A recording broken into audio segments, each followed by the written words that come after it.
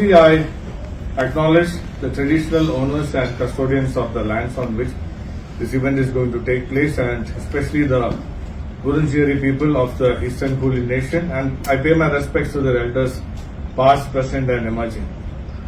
Honorable Mr. Prashant Seth, Joint Deputy Director General of FIEO, distinguished representatives of the FIEO, distinguished representatives of the AIBC, eminent entrepreneurs and business leaders from the Indian delegation, and esteemed leaders from the Australian business community, and dear friends.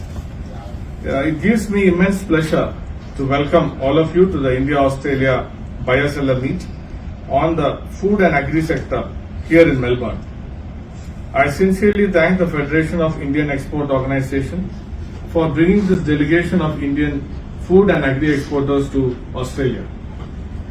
India and Victoria share a deep and evolving partnership built on trust, democratic values, and strong economic complementarity. The signing of the Australia-India Economic Cooperation and Trade Agreement has provided renewed momentum to our bilateral trade relationship, unlocking new opportunities across sectors, particularly in food processing, agriculture, and value-added products.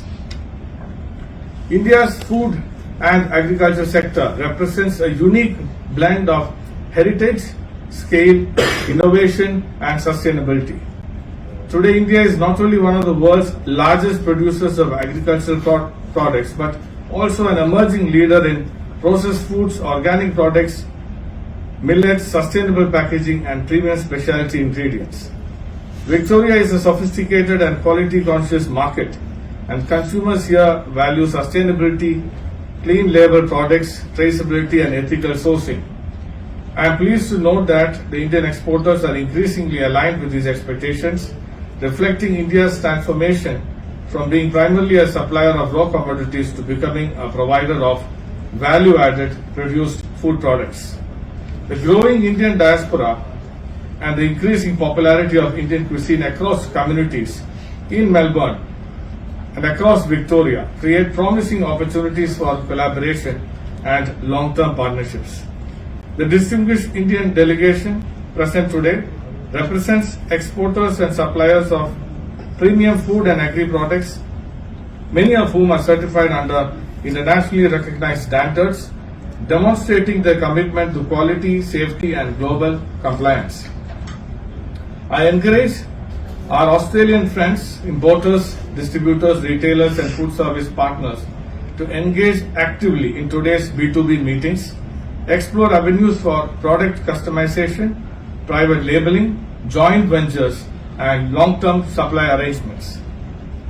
To our Indian delegates, I urge you to view Australia not merely as a market but as a strategic partner in the Indo-Pacific region. Invest in relationships, understand regulatory frameworks, and adapt to local consumer preferences. Friends, the Consulate General of India in Melbourne remains fully committed to facilitating trade, investment, and business partnerships between our two countries.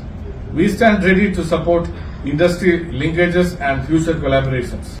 I am confident that today's interactions will open new doors of opportunity and further strengthen the economic bridge between India and Victoria.